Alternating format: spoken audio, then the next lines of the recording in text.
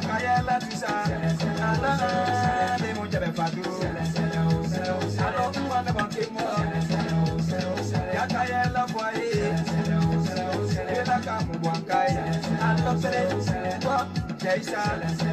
Yo sokena ikayema mu. Kope mai jamana nje. Kungweka, ya bilaka.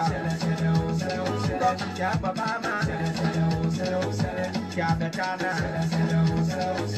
elomo, omo, anumana kinkelanda, musuno kunde, nuya musuno labai, ya betana, epatipatia, akelo kai kanenja boy,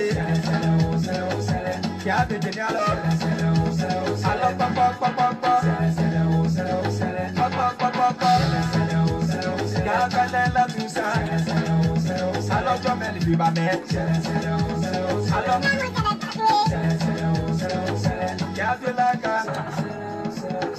Yadulaka, Yalukelo, Yasitumema, Yakayela tusa Oya Kayeli, alo jina pila.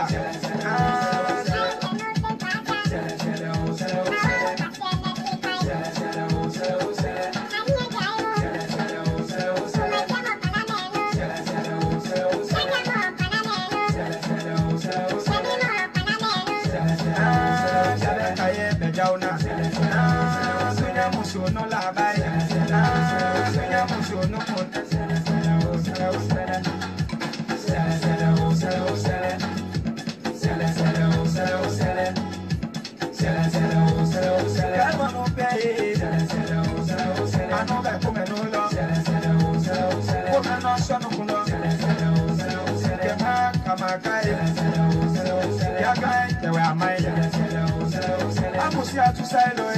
Hello, Mewanana, Sababuma, Amunda Boate, Yababama, Yabetana, if there were a Betana Sena, and then we see a Yatu, Yakamadi, Abetana, the neighbor, I said, my wife to kite, Adulakai, Mama Menu. I can't go be a man. I can't go care of and baby, I know. And I'm on the Pandia. Lomo, Yanama, Bila, Yanamo, the bonus. I bet you yes, I said, Yakashama.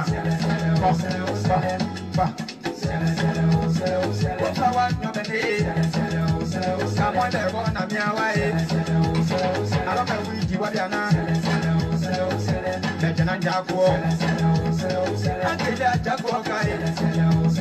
I must have to say, I'm always in here. I don't know if you tell a bunch of one. Safari. Just in so bella. So that I know la bye.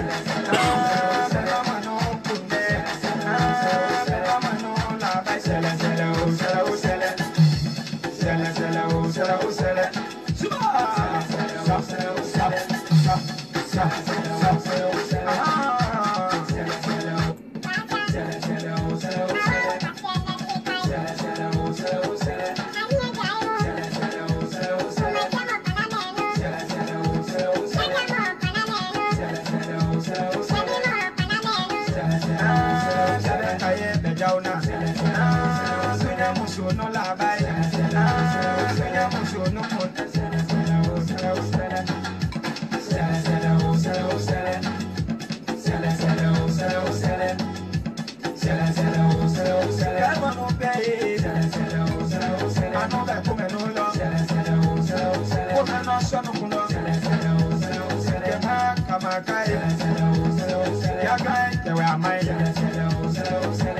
to say, hello, Mewanana, Sababuma, Amunda Boate, Yabama, Yabetana, if they were a Betana Sayna, and then we see a teatro, Yakamadi, Abetana and the neighbor, my white kite, Adulakai, Tamama Benu, Sola Pasico, Biama, and I can't look at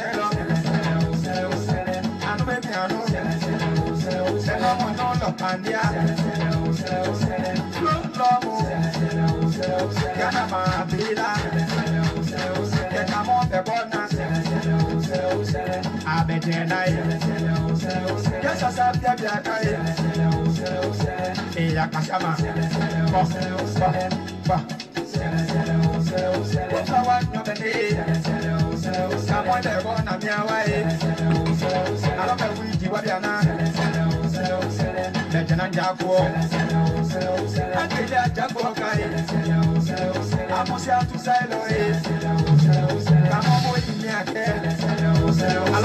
Well, I will say good morning, good evening, good afternoon to all of you. My computer's giving me a little bit of problem, but I think it's been settled.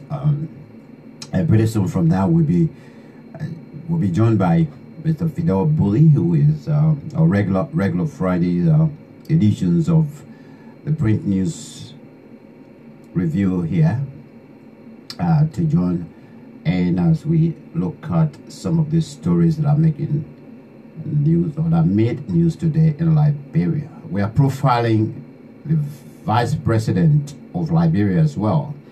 Yesterday, the Vice President graced the occasion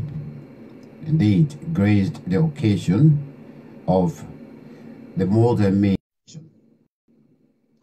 And so we're profiling the Vice President. We want to hear from you.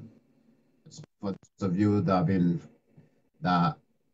been not only following the story, the development regarding the Modern Me Foundation, but those of you that have been campaigning for the children of Liberia to have justice, those cases that has been in the news with respect to how the Modern Me Foundation treated them. I want to know from you, how do you feel your Vice President, the Vice President of the Republic of Liberia, are going to raise praises, giving applause to the Modern Me Foundation for whatever project they're undertaking in Liberia? They say in good faith, or we are in the area that, you know, although we stay campaigning that the issue of impunity should be dealt with now. Is it right for your Vice President to go and do such when in fact this organization is still in trouble with the Republic of Liberia? That is said, so you can give your contribution, you can write, and still we haven't set to our phone line here. So for those of you watching, please just write something down. We'll read it along. What is your take on it? What is your position? But let me bring in Fidel. Fidel, good evening to you, and it's a pleasure once again. Happy Friday to you. Yeah, Max, thank you for having me on. Well, the show now especially for Fridays until further notice. You've given us Fridays, so we always just be waiting. Let's say be expecting you, except you give us notice in advance and say, well, you today's or so, but we know that Friday now we'll be having you. The day you add one more day for us, there will be great, because the feedback from all those that are following us every time you're on the show, the feedback has been really great, and we want to thank you for your contribution to your country, Liberia, as well. Thank you very much. So just say hello to your people as usual. Oh yeah, well, hi to everyone. Thank you for tuning in, and hopefully we can have a great show. So I'm looking forward to the discussion, and see how we can take it forward from there. Great. All right, for those of you that are watching as well, including my own boss, who is Mr. Christobel, is also in the house. Please help us to share the video. My computer is running slow, and I don't want to keep pressing button. It's not making any, it's not taking any action for me to share, and then the time is going. So if you have, those of you that already clicked the button on watching, click the share button, please, so we can invite other people. Let's discuss it. So, we have a discussion on the table that community we need to talk about as well, because leaders in the Western world, the reason most of the, let's say most of the time people actually, gain a certain, certain position, or they try to accomplish certain thing is because when leaders speak on issues, I mean, people take it to be serious. Wow, I mean, that's the leader that talking about this.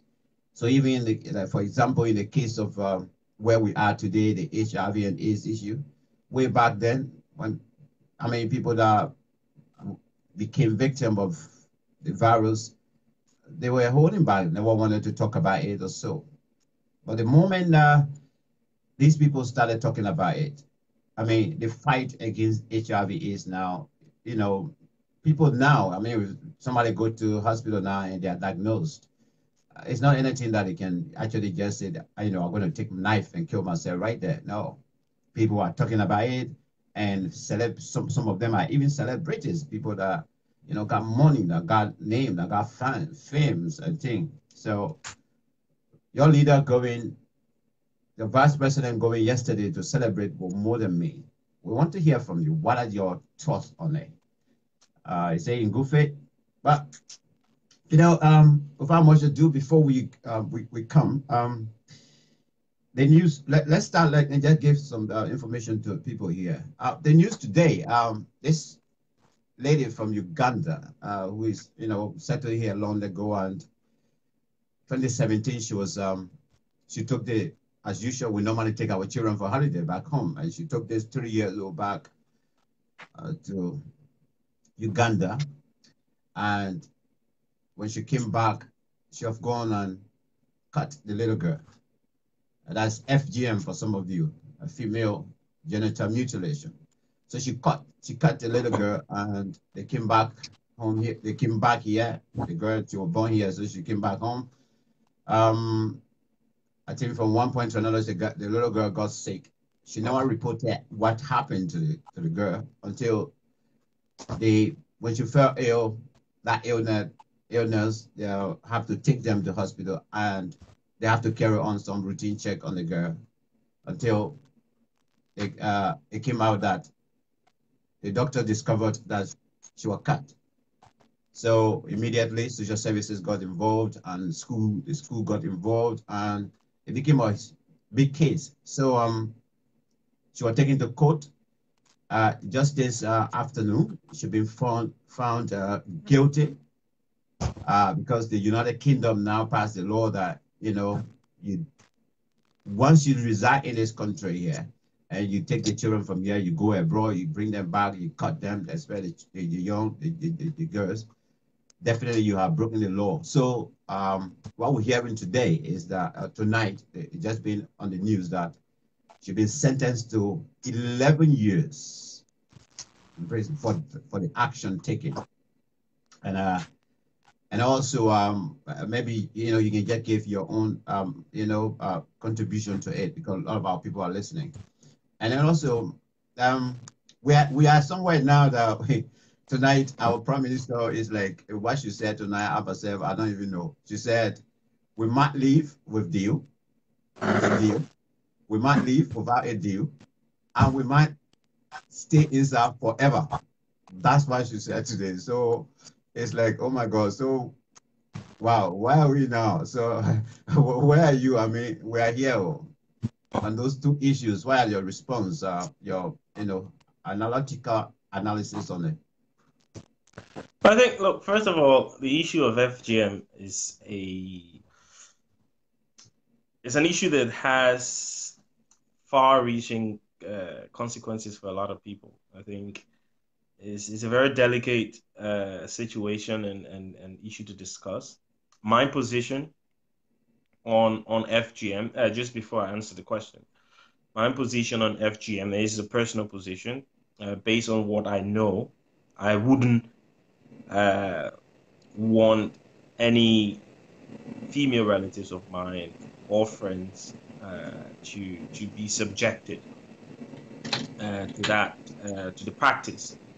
Having said that, I also believe that when it comes to abolishing the practice on the continent, it should be something that those actors within those places. So, for example, if we want to abolish FGM in Liberia, it should be Liberians who should start the conversation and own the conversation and say, look, we need to change this because of X, Y, or Z.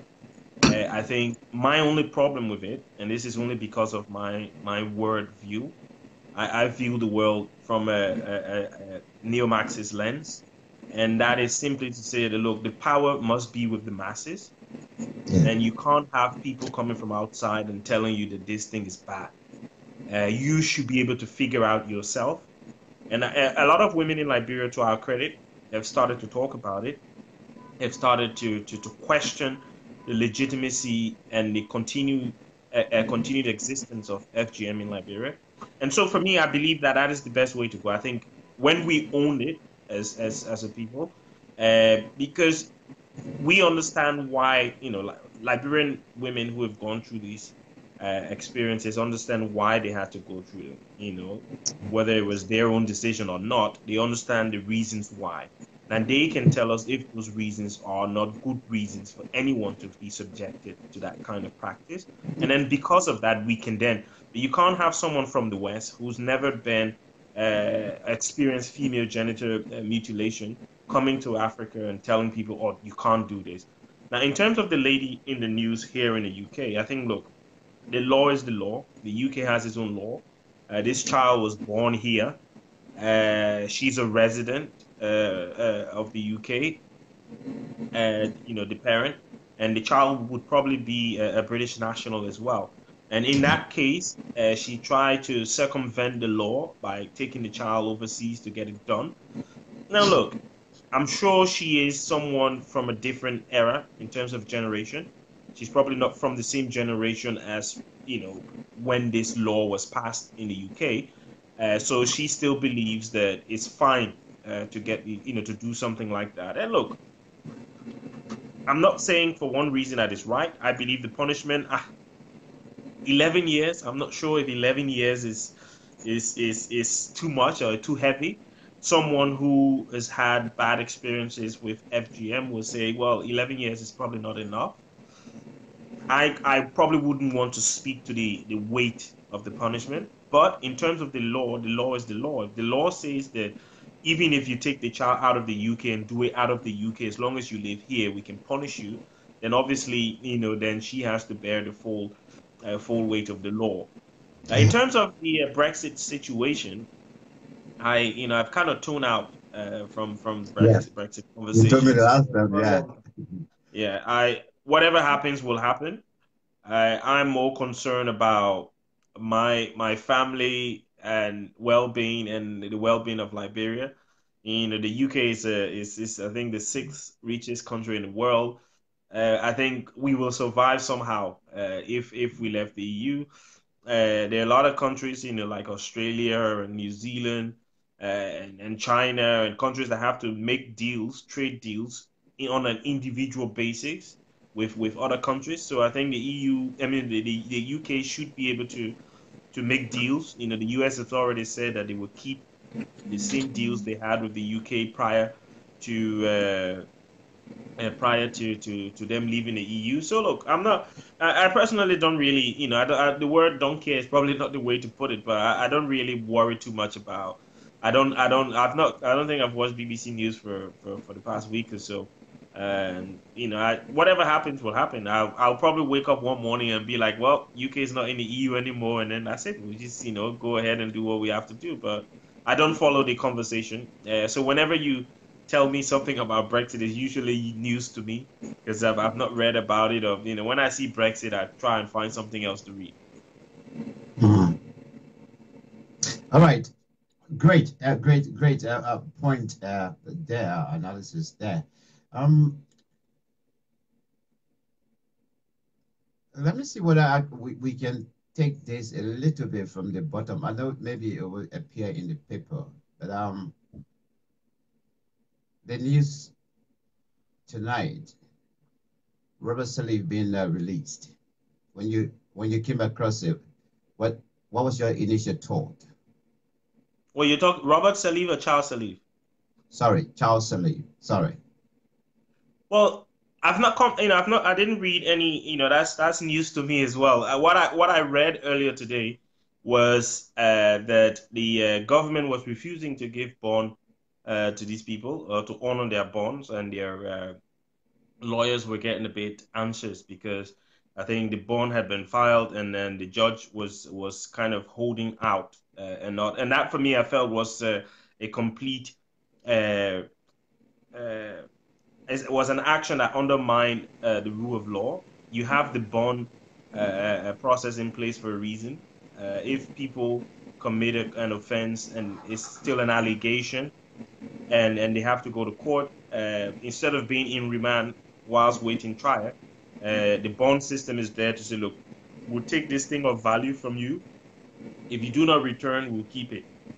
So if you want to get your thing of value back, usually money, then you have to come back to court and submit yourself to the rule of law. So I felt when I read it this afternoon that it was unfair. It's unlawful for a judge to be denying people their bond, their rights. They had a bond set, and these guys have. So I'm pleased in a way that the judge have honored that, and that Mr. Salif has been released. Look, these guys, and we should have in Liberia, I must say, we should have in Liberia a system of justice where you are innocent until you're proven guilty. There is nothing concrete. Obviously, the report is out. One of the things that we spoke about when we talked last Friday was the fact that a lot of the systems in place are handwritten documents, which can be manipulated by people. So it's very, I don't trust the record system in Liberia. I don't trust the way the government has actually handled the money, whether it be the $15.5 billion Liberian dollars or the 25 million US dollars. I don't trust how they've handled it.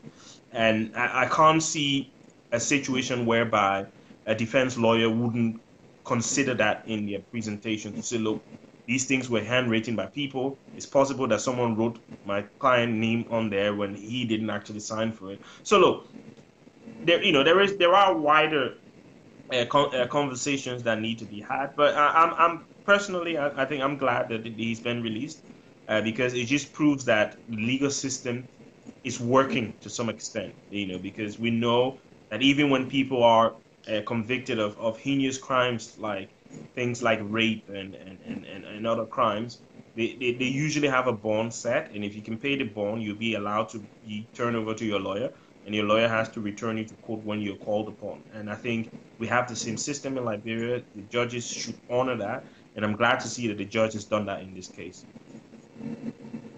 All right. I mean, by virtue of what you are saying, for you want the law to be applied, and we should follow the law and not to do things by ourselves. I think that's a very good position actually to go by. Okay, let's quickly go to the story. I've been trying to draw this vice president position out. At least I wanted the voice for other people to hear her voice herself, but I can't get it out. Okay, so let me just draw some of the headlines and we'll go along to discuss that. But the question we're asking tonight is that or maybe give us your thought again, because we've talked about this before. Since we're having it as our talking point, let's hear from you just before we do we do the newspaper headlines. The Vice President of Liberia, Madam Joa Howard Taylor, yesterday was invited by the More Than Me Foundation. They started the program, let's say the celebration of International Women's Day yesterday. So they had an extraordinary, event. But the Vice President was the keynote speaker yesterday, and she spoke there. I can vividly reiterate what she said there by quoting her when she handled the microphone. She applauded the More Than Me project for everything they are doing in Liberia, and appreciated them, and gave them the kind of a pat on the back and say, well, without you, we would not have achieved what you have already put in place. Fidel, More Than Me Foundation is the kind of it's in a kind of category that many of us are kind of stay angry with the organization, and of course our own justice system with respect to how they are still handling the case of More Than Me. Because to me personally, the case isn't finished yet. It's still there. We still got a case against the More Than Me Foundation. You've been working. You live in the United Kingdom. You are educated. You've been working with organizations, third sectors organizations as well, mainly. The whole story about the More Than Me project, if you compare and contrast, if you were running such an organization in the United Kingdom and something like that, your organization was involved in something like that, you think you would have survived it? Your organization would have survived it? And also, what is your take on the vice president accepting that invitation to go there and grace the occasion and actually openly celebrated them? Well, Max, my position when the More Than Me saga was first revealed was that I think it was Katie Myler, that she should resign, that the guys who were head of the board at the time when this happened and didn't do anything about it, all of those who were named in the documentary should resign, and then there should be a full investigation launched into the organization to understand how they could be so complicit in the sexual predatorial activities that were ongoing by, is it Washington? I think the guy's name was. I never asked for the organization to be shut down. I never felt that the school should be closed. I never felt that what the initial purpose behind starting the organization, I didn't think for one reason that it was a bad idea. It's just that they had an individual in there who was doing horrible things. He was protected by the person who was supposed to be his manager and making sure that these girls were protected and didn't protect them. And then the guys who were supposed to be checking on her to make sure she was doing the right things didn't check on her to make sure she was doing the right things. So obviously I was asking for those individuals who were culpable to step aside and let someone new come in. Now, we got some of that. So we got Katie, well, I know that Katie resigned or, temporarily or whatever. I'm not sure if the rest of the guys on the board actually tender in resignations as well, which I think they should have done.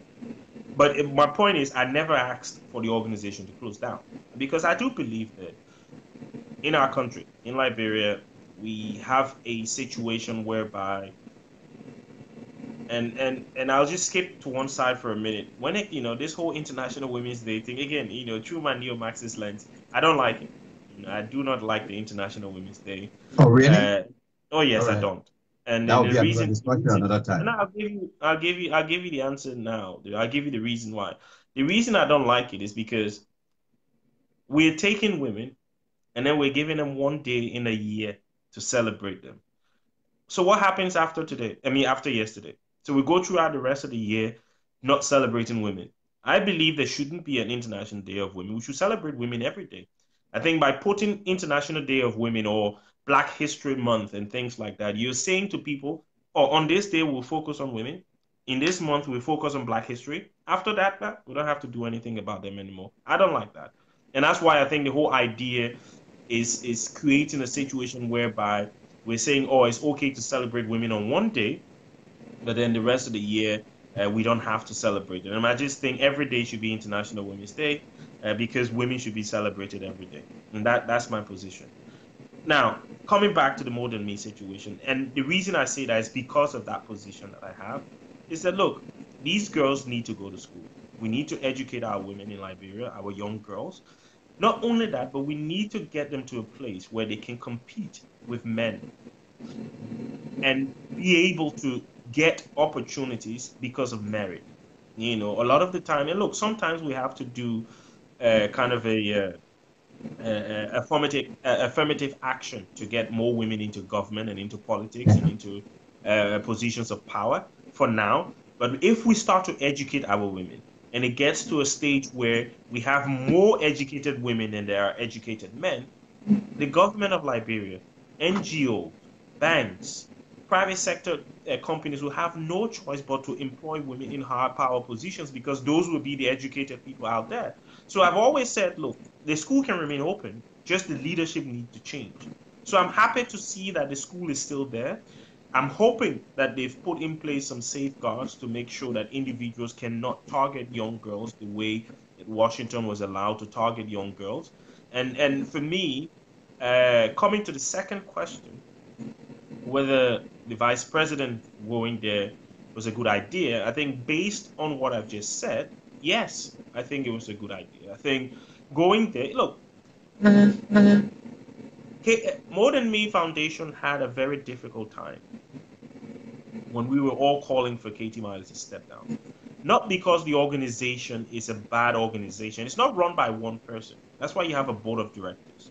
And then you have the CEO.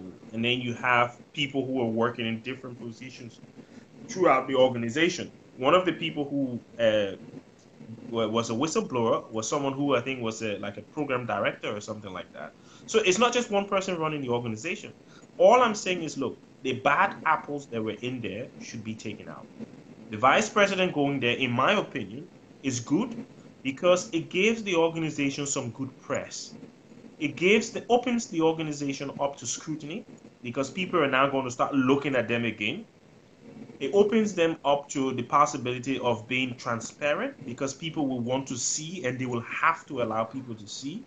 It opens it up by providing a platform that, look, whilst we've had difficult times because of the actions of two individuals, well, more than two, but two key individuals in terms of Katie and Washington, this organization means more for young girls in Liberia. This organization has a lot of work to do. The vice president was right to go there, even though I don't believe in the celebration of just one day for women. I think, we should celebrate more days.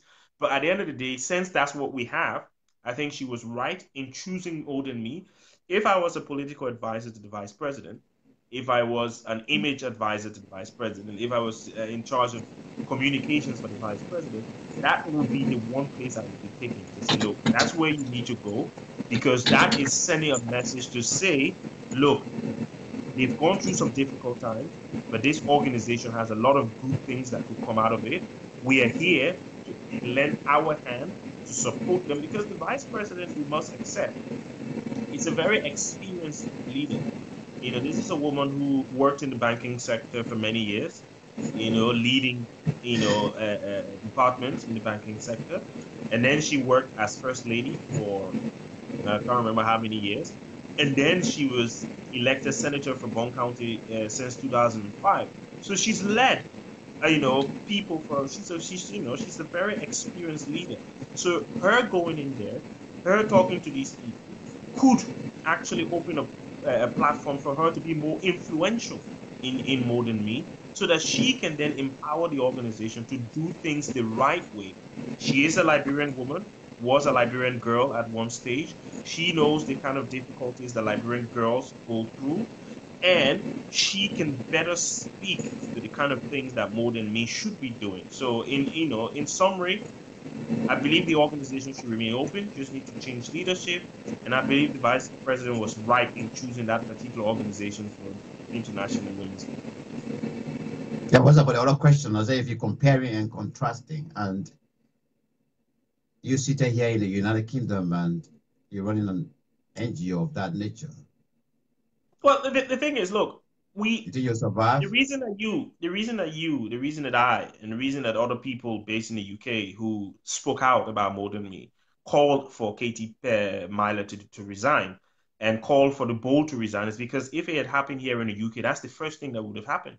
The guys people who were in charge of the organization at the time those things were going on and did nothing about it, and the proof is there that it was brought to their attention and they did nothing, those people will all resign. And then there will be a full investigation, which as we speak, I'm sure there is an investigation ongoing. So at the end of the day, everything that would have been done here seems to have been done in Liberia as well. Where Katie is resigned, Washington is unfortunately dead. The school has new leadership.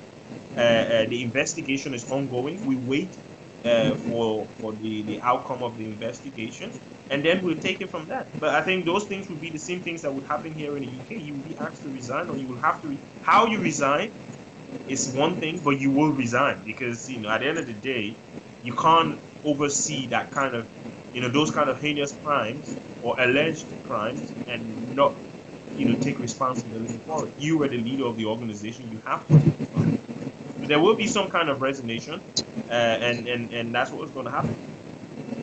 Well, I'm on the other side of the fence. I know very well, for me, from my perspective and my own personal experience with an organization, a third sector organization I was working for, and well, it didn't have, it wasn't even as, a kind of a huge life-threatening case, like in the case of the alleged, abuse that took place at More Than Me. This one was just embezzlement, and obviously the Charity Commission came in and took over.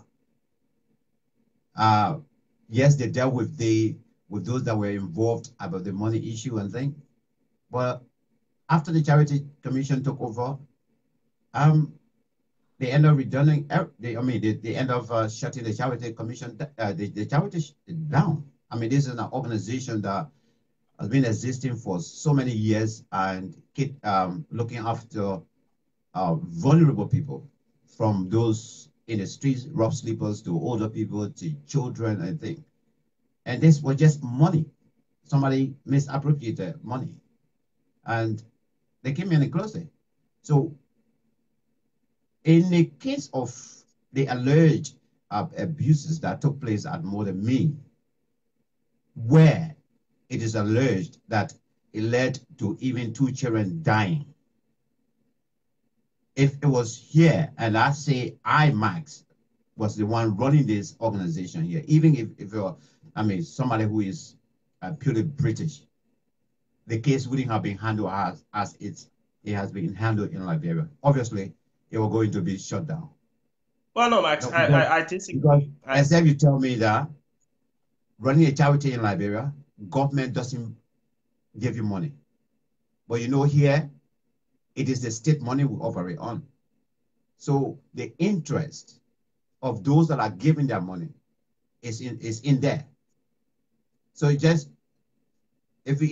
just compare with the latest development now around the world, where this new documentary came about Michael Jackson. I just showed it today, which Channel 4 started this few days. Those guys, those little boys, 6 years or 7 years old, when they became friends, with Michael Jackson and abused them for so many years.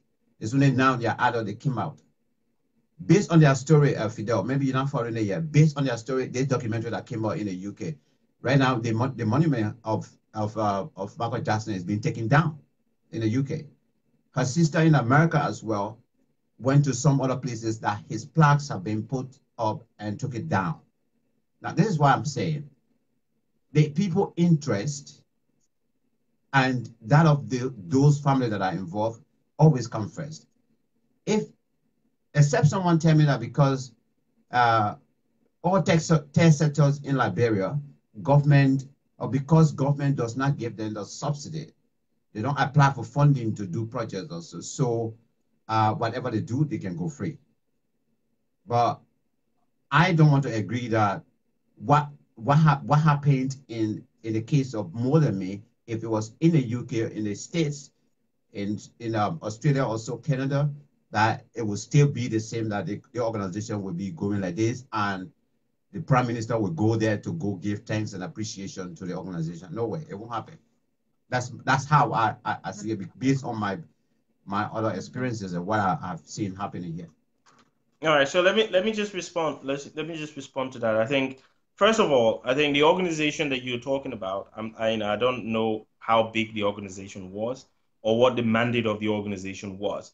Now, if the mandate was something that was being handled by other organizations in the area as well, then yes, a decision can be made that, look, these are vulnerable people. This organization was looking after them, but we have other organizations within the same community that can take over from what they're doing. And yes, maybe that will lead to them shutting them down. The point I'm trying to make is Liberia, More Than Me in Liberia, has a very important task. It's an all-girls foundation, as far as I'm aware, and it's there to support the education of young women. We do not have other organizations capable of doing what More Than Me can do, given the kind of money they've raised. I think, look, how much money, where the money's come from is not the issue, is what they're doing. So let's take, for example, let me just give an example. I'll give you an example. Oxfam recently had stories come from Haiti where people in Oxfam were doing things that were inappropriate whilst working for the organization. If my recollection serves me right, the CEO of Oxfam resigned. Now, Oxfam was never closed down because Oxfam has a mandate that is so huge that is almost irreplaceable. So the organization, and Oxfam receives money from the UK government as well. But at the end of the day, they didn't shut them down because of the mandate of the organization, because of what they're doing. The influence that Oxfam has across the world is so significant that if you shut Oxfam down, you will be hurting too many people. Like I said, I don't know the organization. Maybe one minute, let me finish. 1 minute, can I? Yeah, I'm not sure. Maybe you can shed more light on the makeup of the organization you were talking about. But if that organization was a large organization and influencing a lot of people, and there were no organizations in the vicinity of Swansea who could take over from what that organization was doing, I do not believe that they were going to shut the organization down. And that is the point I'm trying to make. Take More Than Me out of Liberia. We don't have any organization that does what More Than Me is doing. So then you're taking away an opportunity for a lot of young girls to get good quality education. And that is the point I'm making. Okay. All right, let's leave that. Let's hear from the First Lady, the Vice President of the Republic of Liberia. Then from there, we'll do the papers. But our talking point tonight, those of you that are watching, if you want to read out why, you want to contribute, just give us your position with respect to the Vice President going to grace the occasion of More Than Me yesterday, More Than Me Foundation, where she actually applauded the foundation for the work they're doing in Liberia, leaving behind what they have been involved in. But let's listen to the Vice President yesterday, just briefly. More Than Me Academy in observance of International Women's Day, I am pleased and honored to nominate Honorable Chief Dr. Joel Howard Taylor, Vice President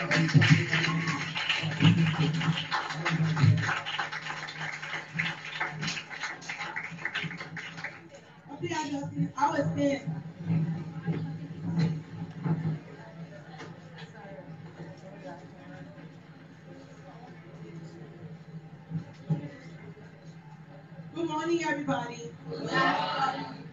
I want to thank the staff and the administration of the Wooden School for being strong and being resilient.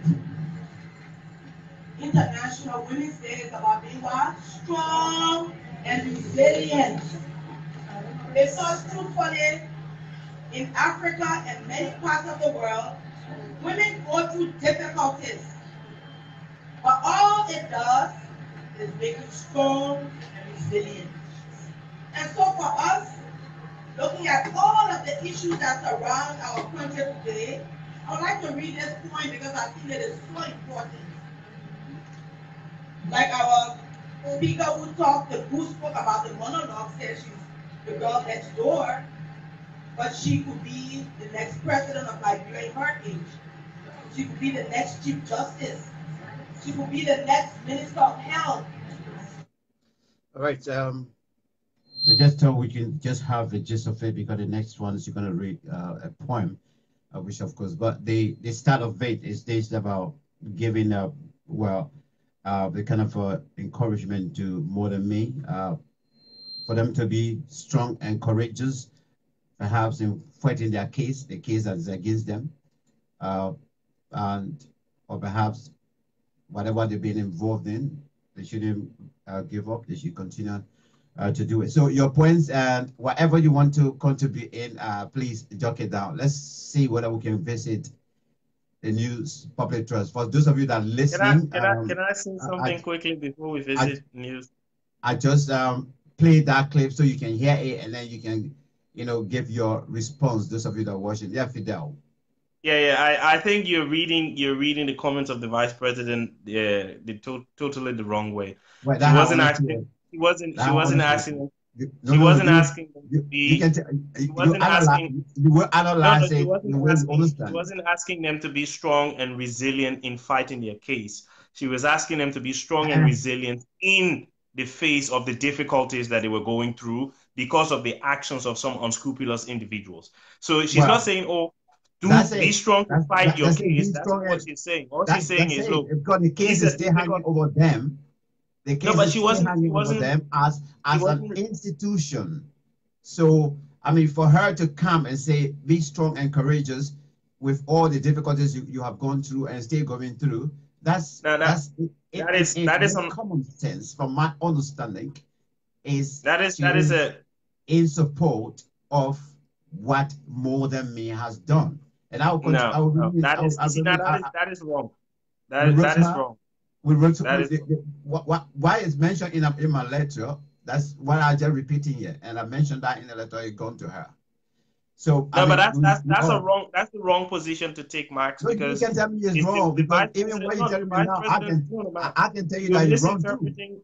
You're misinterpreting what she's saying. What she's saying there is that because she said very clearly that women across the world go through difficult times, it makes them strong and resilient.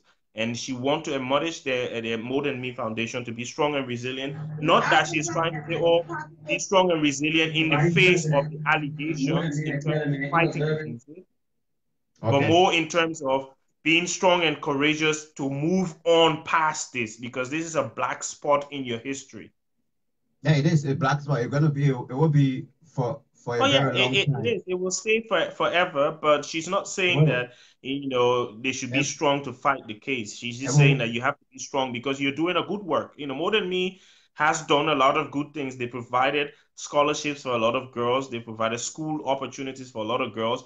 At the same time, but that doesn't mean that they should abuse our children and go free. That's my position. Again, you see, Max, this was not a institutional abuse. Every person working for let me finish my point. Every person working for More Than Me, according to what we've heard, what we've read, and what we've seen in the documentary, did not abuse girls. Not everybody. There was one person. Of the board member. He wasn't a board member. He wasn't a board member. He was one of the. He was not even a senior manager. He was one of He had like a junior management position. Where he sat in the organization is not the point.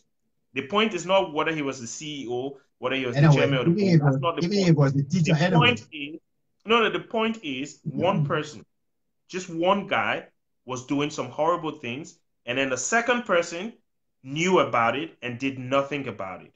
Those are the two individuals. The organization, the More Than Me Foundation, and what the foundation stands for was not doing those things. It was one individual who saw an opportunity to molest young girls and took the opportunity. And then his girlfriend, who happened to be the CEO, turned a blind eye and allowed those things to happen. It was someone from inside the organization that reported the situation. So how can the entire organization be rotting when someone from inside reported? So no, I would disagree with you. I think so Fidel, why are we? Let me bring you to the current event then. Why should President George Weah be blamed for the mistakes of the finance minister or the mistake of the central bank governor? What, the president should be blamed for their mistakes? I mean, why? I mean, it's happening. Why should fingers be pointed at him? That. Well, you see, again, Max, I think the reason I would point fingers at His Excellency the President is because since the news broke, which was last week Friday, he's been inactive against these two individuals. Yeah. As soon as the news broke, his police, the Liberian National Police, were quick to arrest 3 individuals who were not in the government. However, there are 2 individuals in the government whose reputation, whose part in this whole saga have been questioned, and the president has done nothing. That is the reason why I will point fingers at the president, because if I was in a leadership or position of any organization and individuals within my organizations did something that were inappropriate or were alleged to have done things that were inappropriate, there will be a full investigation.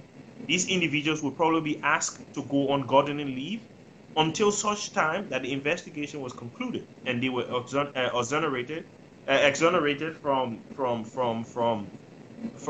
participating or being culpable for any of the actions that were being taken. So that's the only reason I'll point fingers at the president, because of his inaction, because he's done nothing. Not because his finance minister stole money. The president didn't steal the money. The finance minister stole the money. But the president needs to do something about it, and up till now, he's done nothing. So it's not the same. The reason why Katie Myler asked that she should resign is for exactly the same reason. This guy was doing something, it was brought to her attention, and she did nothing about it. Same thing with the board of directors. Okay. Okay. Time for spend. Let's progress. Thank you so much, and thanks to all of you that's still watching. Let's quickly go and get some headlines here. Let's start off with the News Public Trust, our own Liberian online platform as well, providing us with news. Thanks to Frank Sanwola and the rest of the guys there in the States. Quickly to this, it says here, this headline says, "Fuse over or force over late Representative Eugene Falakbaka's name being on Bayama Clinic." All right, so this one here, the current representative who actually replaced Eugene Falakbaka, they call him Newman Lane. According to this story, he doesn't want the late Falakbaka's name to go on the clinic. So there is right now dispute there in Lofoya district, to be precise. Okay, let's take this one. Twice tempt, TEMT, that is how they call it, is independent. Let me see, let me get, where is it? Okay, let me just read out the dates. Okay, it's the executive mansion. Okay, twice tempt US 25 million mop-up exercise to be audited by GAC in 2 weeks. I'm sure Fidel will have extensive analysis on this one here. This one is talking about now that the president mandated again, giving the power to GAC to carry on an audit with respect to the mopping exercise of the $25 million in 2 weeks. I don't know how is that going to happen. All right, let's take this one. LRA, that's the Liberia Revenue Authority, to license customs broker brokerage firms to boost revenue and regulate the sector. And this one says here, 26-year-old murder suspect pleads guilty before a judge in Lofa County. Okay, 26-year-old murder suspect pleads guilty before a judge in Lofa County. Those are the stories that are trending here. Fidel, I mean, headlines here. Is there any story you want to expand on, or you just want to throw lights on them? Well, I think, obviously, I when I read today, I think it was in the Front Page Africa newspaper that the president was commissioning the General Auditing Commission to conduct an audit, to come up with some findings in terms of what happened with the $25 million for mopping up of excess Liberian dollars on the market. I was, I think stunned is probably the best word to use, because this is the same president who said that he didn't trust the people locally to do the investigation, so he was going out of the country. When you go out of the country to get international actors to come and do an investigation, it means that you do not trust the guys on the ground to do an investigation, transparent and detailed investigation. So these guys have done their investigation. They've made it very clear that they have issues with this, and this. So you act. You don't go and then call the same people you say you didn't trust from the start. Then you go and call them now and say, okay, you can't do second investigation. That just don't make sense to me. That you didn't. The GAC was there. You could have gone to the GAC to say, look, do it. But you knew that if you had gone to GAC, most Liberians would have filed. Like, oh, no, we don't trust GAC because they all in the government, they would be corrupt. They wouldn't do the job the right way. So you decided to do the right thing, which was to go to an outside independent auditing firm. You did that. They gave their report. If you're not satisfied with the report, go to another international auditing firm and get a sec. You do not go to the GAC, because the whole reason of going international in the first place is because you do not trust the people on the ground to do the job properly. So how, it's like, it's so difficult to put you, wrap your head around. It's like, you did this because you didn't trust these people. We think that was good. We all thought it was a good thing to do. Now you're going to undermine everything you've done by going and asking the same people that you didn't trust in the first place to do the first investigation, to do a follow-up investigation. That just don't make sense to me. And for me, I think it sounds like a cover-up, because I do not expect the GAC to come out and say that the Minister of Finance did anything wrong, because at the end of the day, that doesn't happen in Liberia, and especially not under this government.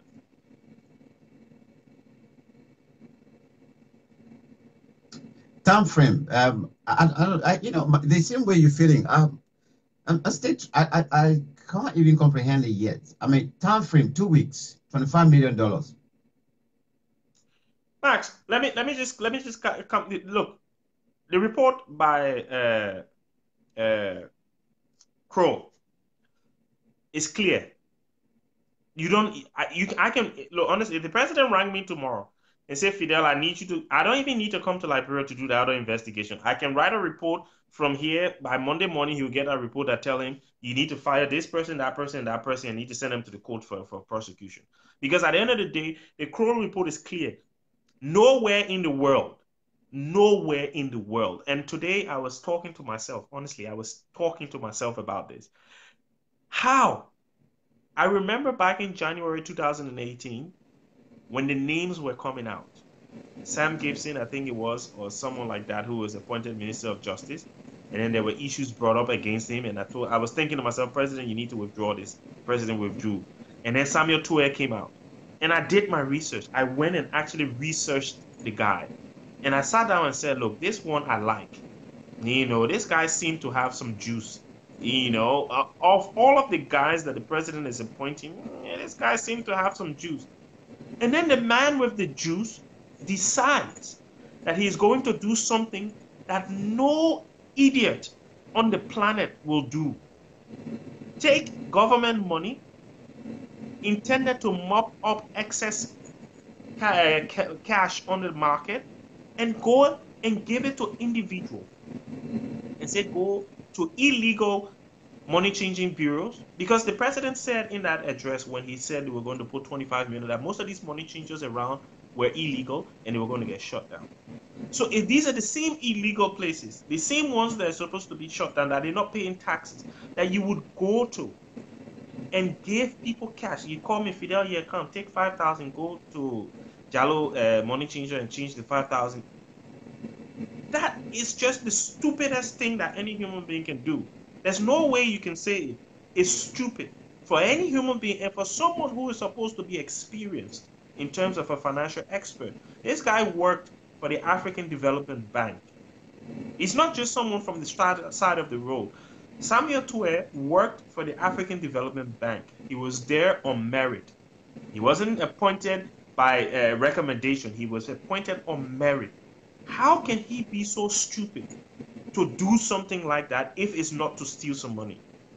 That, there is no reason. Common sense tells you that the only reason why you will go behind the house is because you want to do something nefarious. Because you don't want people to catch you, so you go behind. The rules are simple. This guy's a financial expert. He should know the rules. There must be paper trail for every penny that you spend. So how can you give people money and ask them to go? And the report made it very clear. It gave an example of a particular money changing shop where they said they changed 100 and something thousand there. They went there. The people said no, only $5,500 was changed here. So how is it possible that the president needs the General Auditing Commission to do another audit? I don't know. You pay these people, or the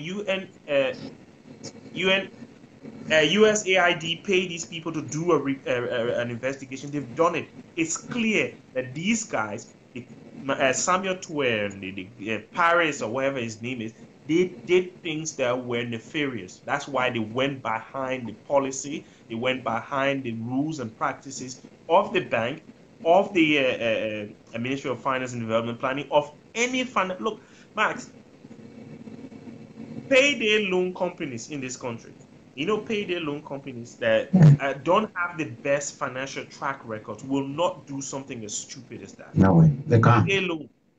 They can't. These are guys who their whole reason of doing this is to put people in debt so they can get money out of them. They will always make sure there's a paper trail, because when the auditor comes to audit them, they need to be able to show that they've done everything by the books.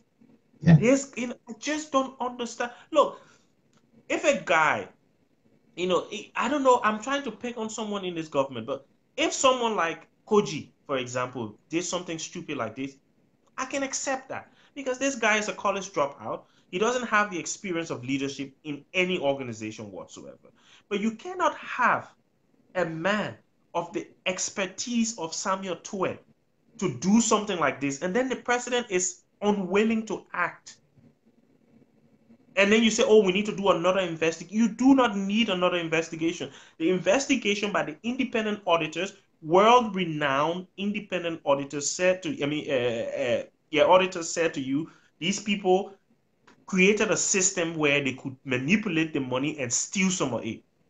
Maybe because the people steal in the dark in the report, so they didn't want to say steal. But when you do something so that money is part to make it possible for money to go missing and stealing.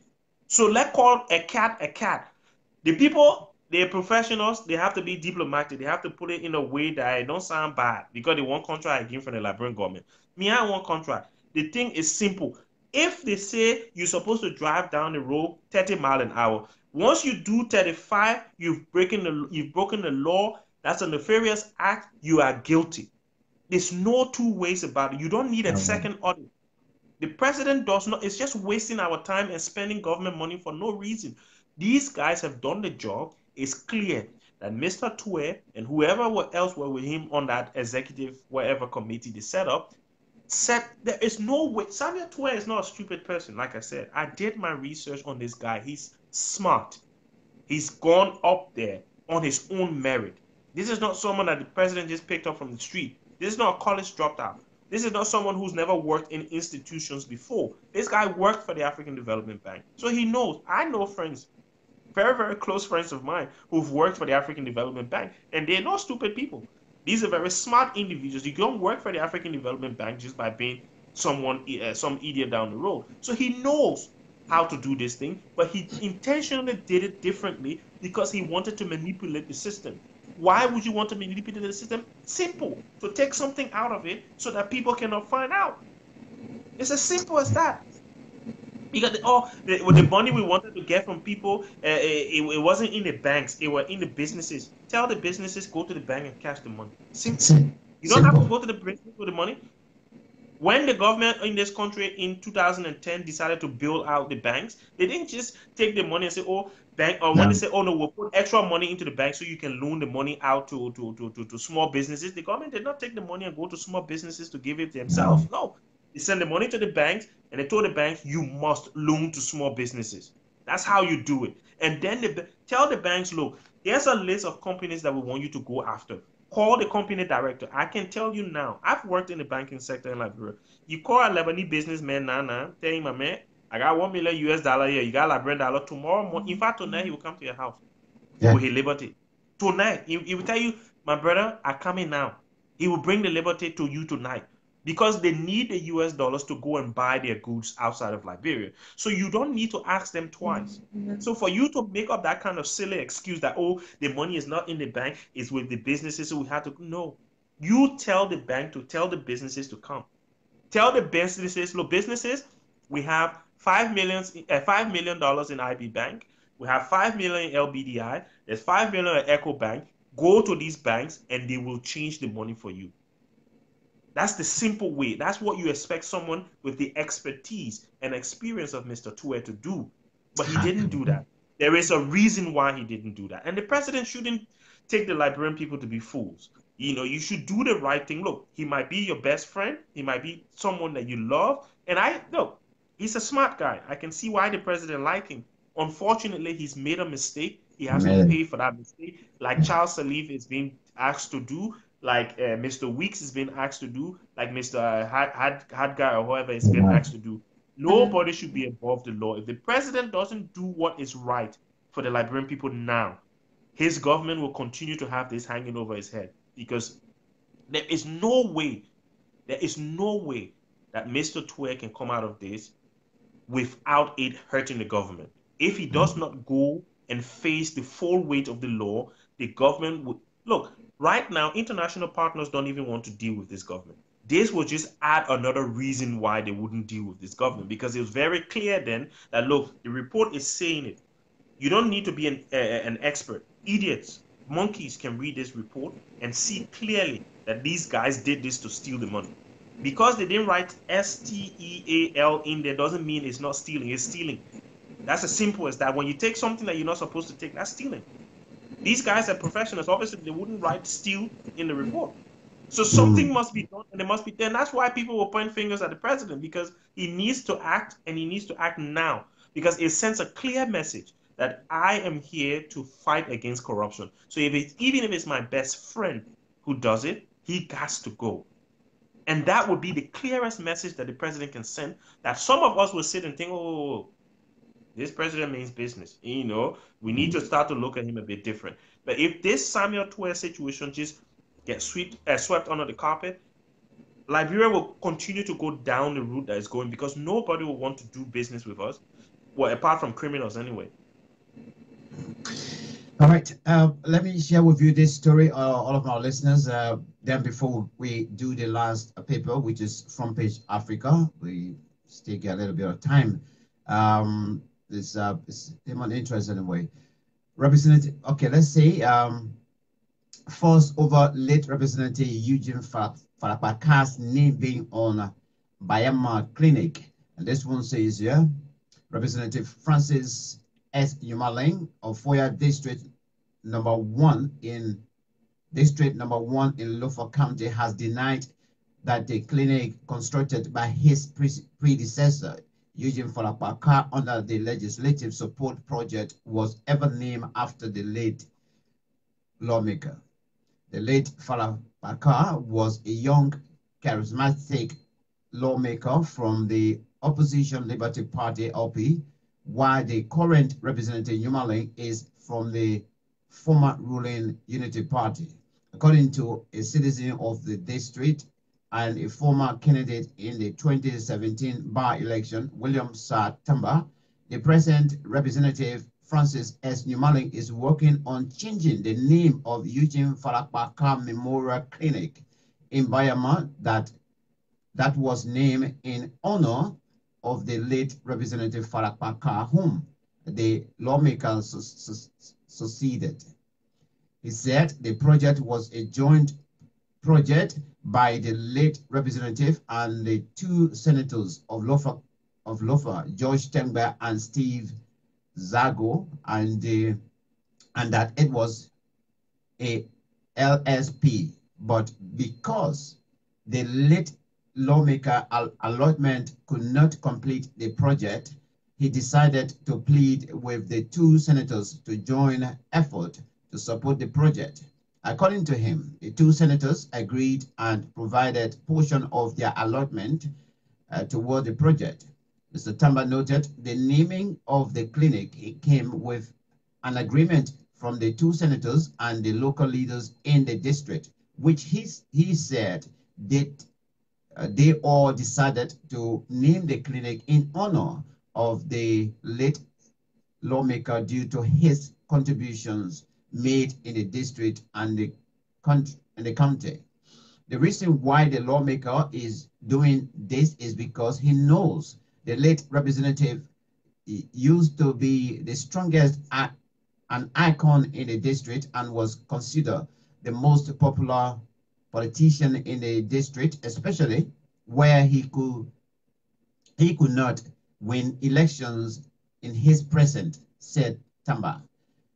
You have your own allotments. Go initiate your projects and give them whatever name and forget about the previous representative projects, he stressed out.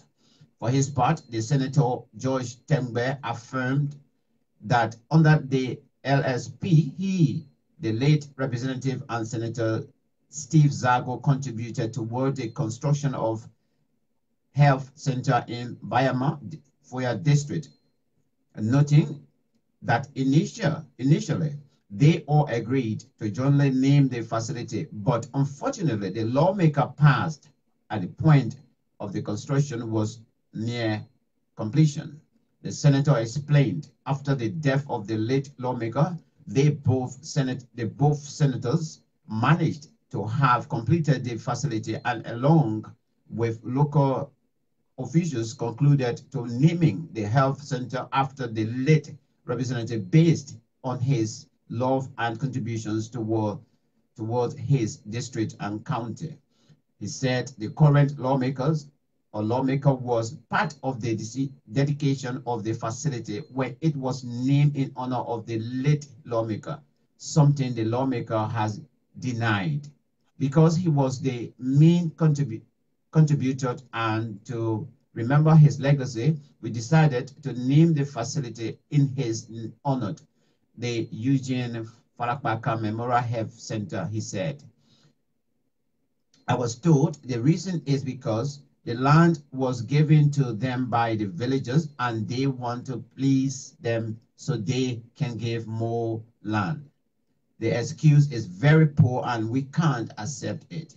I did my background check with the people and they denied that they ever said that, said the senator. He also stated he got information that the representative Newmaling is behind the renaming of the facility, which he, the lawmaker, has no right to do. Fidel, let's take this from from a common sense perspective, because something like this, it could be happening all over, in Liberia also. What is your take on it? I mean, based on what we just read, does it call for any fight over this? To be honest, I'm not sure if it's something that I would want to comment on, because obviously you want to comment on things that it could be significance. It could be happening. Look, it's a name. It's a name. It doesn't matter where it happens. I think it's a name. Changing the name of the health center will not put medicine on the shelves or take them out. My concern is, do we have the funding to make sure that the health center is running properly and taking care of the people that it needs to take care of. I know the late Representative Fala Pakai. He was a very enthusiastic, young, up-and-coming Liberian leader, and is someone that I would hope that his people will want to remember. Personally, would I be trying to do that? No. I'm not sure I want my name to be on the things anyway, but it's Liberia. That's what people want. We've seen the president with statues, popping up everywhere and things like that. We as a people like to be honored, and people, So look. At the end of the day, I personally don't think it's a story I want to really dive into. It's not something that should be happening. These guys should be more concerned about the welfare and well-being of their people than trying to take someone's name.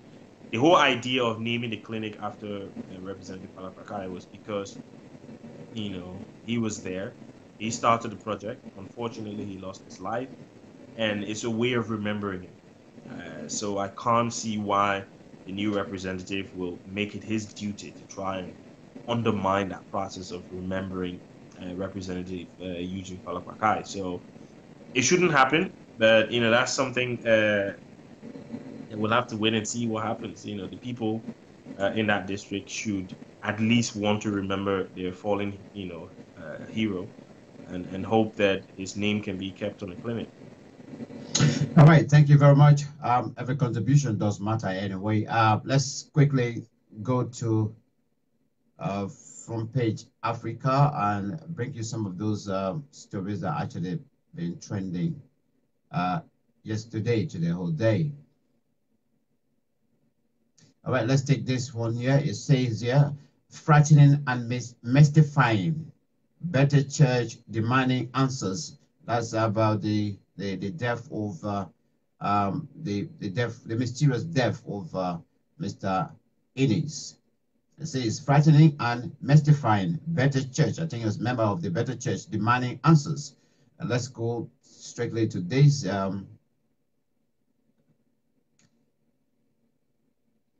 The stories, the headlines are difficult to read from the front page Africa. It doesn't expand that much. Liberia, like quote others release of former bank's governor. Okay, quote others release of former bank governors. That's the release of Charles Sirleaf. That's it there. Compassionate release for EJS son, CBR deputy. Okay, there's another story there. So two stories are actually trending today, which quote order. Number one, the other one says the quote orders release of former bank governors, a bank's governor, and the other one, compassionate release for Ellen Johnson Sirleaf's son, CBR deputy. And the next one is Liberia ex-president Sirleaf's son released. So that those are the stories that are actually trending in the front page Africa. And we have one here about the it says here economic situation challenging. IMF says depreciated exchange rate. Fidel, any story you want to expand on? Well, I think we already talked about the Charles Sirleaf story at the start. Obviously, it wasn't bond; it was compassionately, leave. That's why he was released from jail, not because of the bond that they had to pay.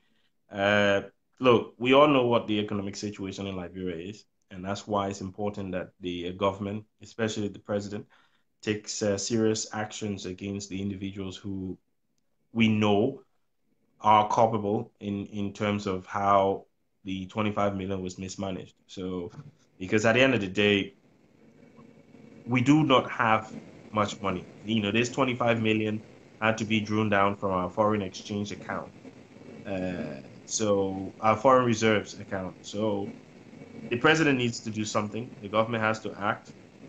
And I think if the president can't, then the national legislature should take a stand. And these guys should be subpoenaed to appear before the House Finance Committee. And they should be asked difficult questions. Why did you choose to give people money instead of putting the money in the bank? Because that is a question that we need answers to. These are experts. These are career financial experts. You don't just make a decision like that overnight. It was premeditated. It was done for a purpose. And if the president will not do something about it, we need our representatives to get off their backsides and subpoena these guys and ask them questions, because they have to answer these questions on an oath. If they lie, they can be punished for lying to the legislature as well. Am I optimistic that that will happen? No, but we have to say it anyway and hope that whoever's listening can actually try and do something about it. Because at the end of the day, look, Max, you and I traveled to Liberia. We were there in December. We keep saying this, and people are struggling in that country. And for individuals to be allowed to mismanage money whenever they want to do it, and then go scot-free, we're going down a very slippery slope. And with all due respect, look, Max, Prince Johnson said this in 2015 or 14, I think it was, that having too many disgruntled youth in a country as fragile as Liberia is a recipe for instability. Now, you and I live here in the UK. Even parents who don't work have something to do for their kids. They have, they can buy a PlayStation, they can buy this, they can buy that to keep them. And even with all of that, these kids are still bored, and they still go out there and get involved in gangs. And we see in the news recently, a lot of young people are getting stabbed right, left, and center. And imagine a country where young people don't even have that.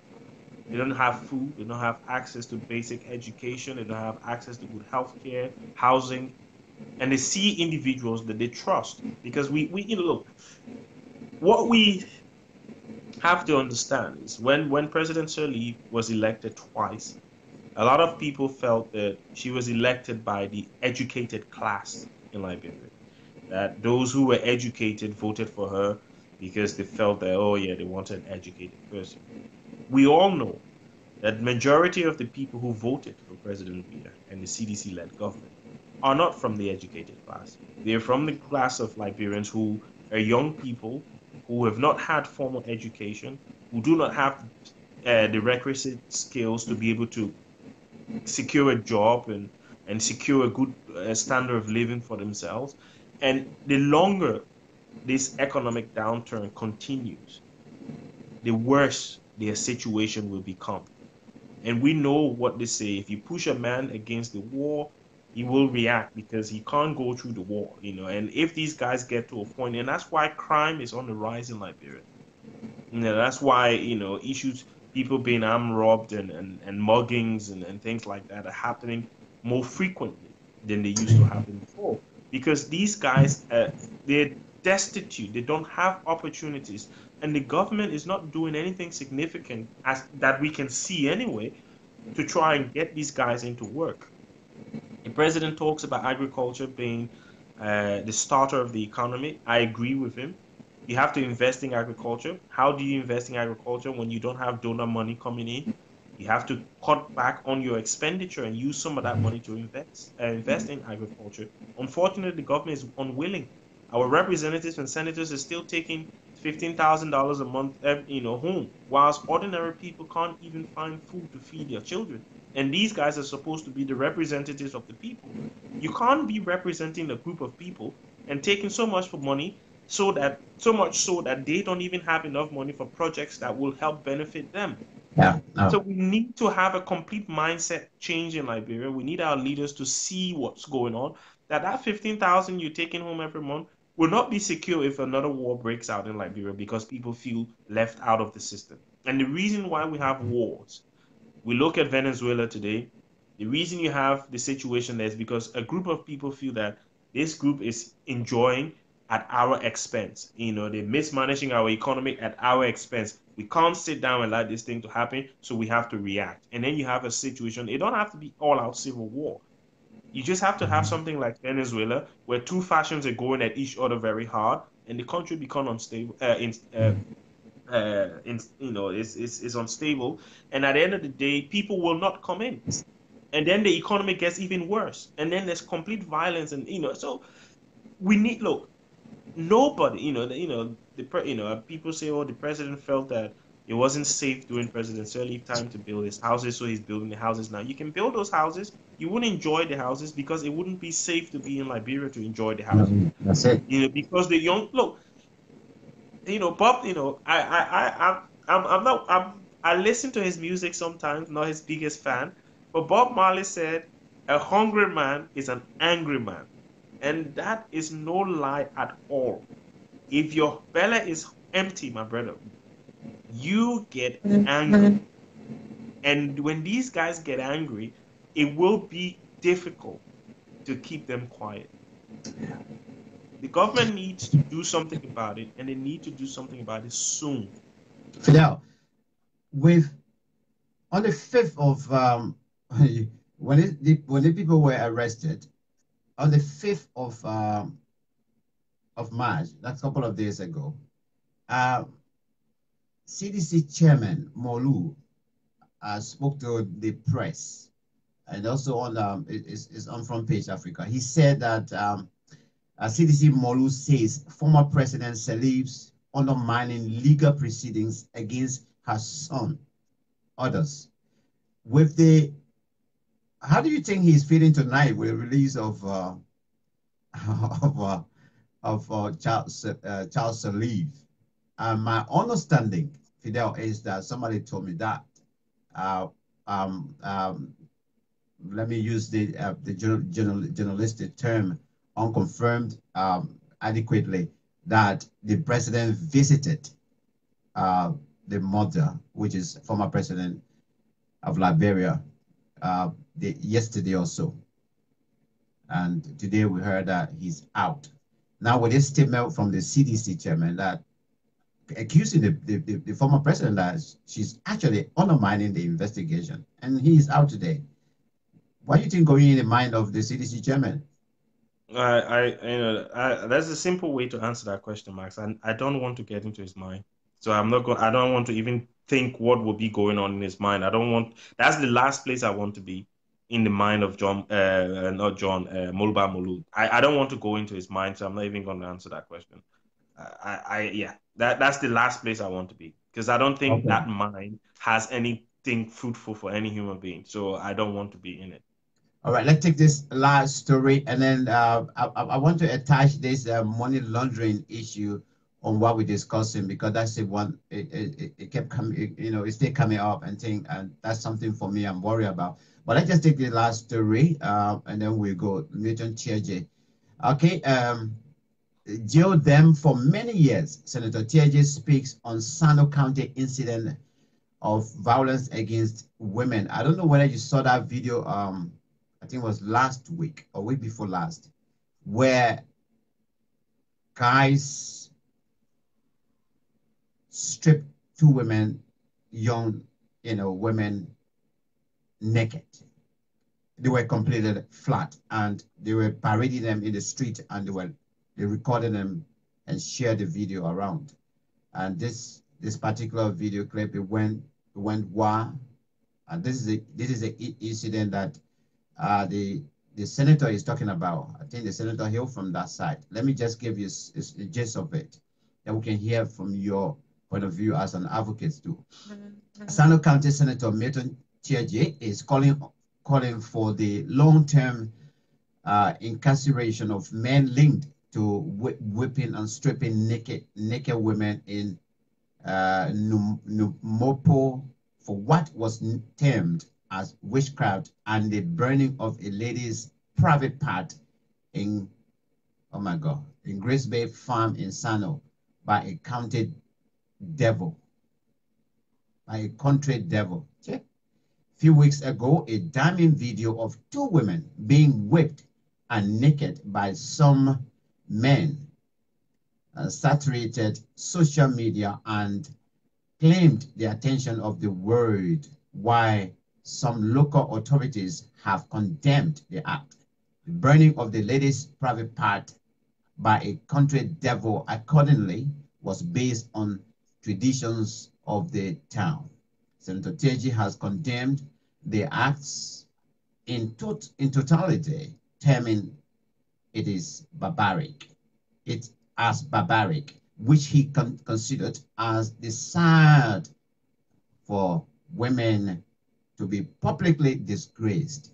I can't even define if Sano as a county, and Liberia deserves better than what it is experiencing at the moment. So where are we heading with such barbaric act? Let me just stop there because it seemed to be quite horrific. I didn't even hear about that. Just reading this one today, branding somebody probably by country devil. Fidel, where are we heading? Well, I think first of all, we have to try and be as balanced with the way we analyze situations. I think first of all, the comments by the senators pretty much trying to undermine the legal system or influence legal system in Liberia. You can't tell the judges how long people should go to jail for. With the sentencing. Irrespective of the crime, you can't try to influence the outcome of the case. That's what he's trying to do, and that's wrong. That should never happen. And not only that, but from a lawmaker, you know that the implementation of the law is in the hands of the judiciary branch of government. That's overreaching, and that is wrong. So I think Senator Tiaje needs to know that you shouldn't do that. Even if it was murder or even if it was rape, which are very heinous crimes, you do not overreach in that manner. Now, having said that, I do hope that what he's asking for happens to these individuals. I do hope that the judges will in their own right and in their own power, send them to jail for many years. Because the thing is, I try not to watch these kind of videos. I saw a little bit of it. I saw a little bit of the video, and once I saw how horrible it was, I got out of it. It's wrong. It should never have happened. Unfortunately, it paints a picture of our country that is what the country is at the moment. There are parts of Liberia where people are still living in a certain way. They've not been exposed to the way that we're living. And I think that has been down to the fact that our leaders, previous leaders, have not decentralized government as much as they should have. Because when people are aware of their civic duties and how they're supposed to treat one another, these things will not happen. If you feel that someone's done something wrong, then you go to the appropriate authorities and report the person and let them deal with it. But unfortunately, there are parts of our country where these kind of acts are going on. Fortunately for us, this one was recorded and reported, but there are a lot of places where worse happen, and people don't talk about it because they're not aware of what processes are in place to deal with them. So the government has to take heed and try and more, decentralize more so that other parts of the country can be opened up, be exposed to civic responsibilities so that people know what they should be doing. But I'm with the senator in condemning what these guys have done. I just think he's trying to overreach in terms of influencing what the outcome should be. He's speaking out of anchor. All right, Fidel, let's because the issue of the investigation, I know as far as how it's being handled is concerned, we still have more questions, and we want to continue asking the questions that we want answers for. If we look at the report, the mishandling and misappropriation of the money is clear. But the stories now that we're hearing that the FBI, I read that online, is contemplating even labeling our country now with respect to them being concerned about money laundering taking place. And our fear, probably including yourself, my fear, including maybe you too, is that for me, I wouldn't want tomorrow for my country to be labeled as a, how would I say, as a roasted, But these are some of the ingredients. This particular one is especially when money laundering is going on, because the fear is that such money could get in the hand of just anybody. It could go to, you know, feeding any other stuff that going on in different part of the world. But this is for the benefit of some of you that are listening. This is what is said here about money laundering. Before we'll come back to Fidel. Money laundering is the generic term used to describe the process by which criminals disguise the original ownership and control of the proceeds of criminal conduct by making such proceeds appear to have derived from a legitimate source. The processes by which criminally derived property may be laundered are extensive. So what they're trying to tell you, almost some of us, if we analyze it better, than what people trying to do now, they're trying to trace it around. They're trying to, you know, put papers together to say, well, yes, it came in this way, but this is how it went. You're thinking that it didn't go that way, but no, this is how. So it's now being attached as money laundering, what is happening in Liberia. Fidel, is it that way you're considering it as well? Well, I'm going to try and answer that question quickly because I'm over time now. Obviously, it's we're just about that was the last one. Yeah. So look, I'm not surprised because it was mentioned in the report. The way that the money was handled in terms of mopping up the excess dollars on the market, Liberian dollars on the market, was done in a way that illegal or money that were used in crime could have been used to mop up some of, you know, to acquire some of the mop up US dollars. So look, from a personal point of view, I'm not surprised. Will it affect me? Not necessarily, because I don't get involved in any criminal act, you know. All it means that we will have to go through another scrutiny when you maybe send money to Liberia. You know, extra questions will be asked that you have to answer. I don't have a problem with that as an individual because I don't have anywhere, you know, I don't have any illegal money coming into my coffers. But these are the kind of things that you deal with when you make the wrong decision and give the wrong people power. And that's what we have at this particular time in our country. We have individuals within the government who are bypassing, and this is not just the president, we as government, because obviously we know the previous government, some of the guys bypassed the legislature to go and print money, which was wrong and illegal. And that's what we have as Liberians. We have individuals who are all about themselves and all about what they can get out of the system. And until Liberians can get that mindset of picking the right people to lead us, we will always be in this kind of situation. And I'm not surprised it's happening, and we will have to deal with it. You know, we made our bed. We have to sleep in it as Liberians, and that's what it is. Fidel, on that note, then this Friday we want to say thank you once again for coming on the show and for being our guest analyst. I want to wish you a pleasant weekend as well. All right, Max. Wish you the same in terms of having a good weekend, and to everyone who's listened and contributed as well. It's always nice having you, your comments and you know, sharing this information or our thoughts with you, and you taking your time out to listen. So have a good weekend to everybody, and hopefully we'll see you next Friday. All right.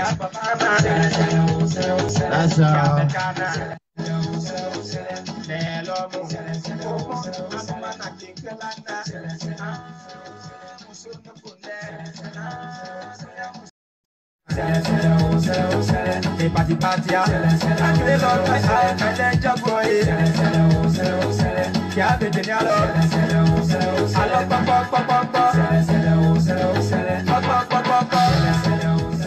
yes, indeed.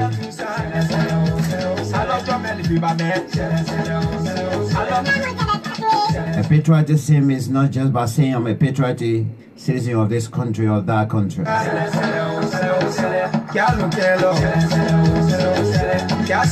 saying, telling other people every day that I love my country, I love my country, without putting action or putting it into action, it's no love. When you cheat your people, when you cheat the position of that you are serving in, the position of trust, you are undermining that particular love you're talking about. You are undermining patriotism. We've given you the responsibility to steer the state of affairs for our country. We gave you a position for you to serve us and serve us diligently.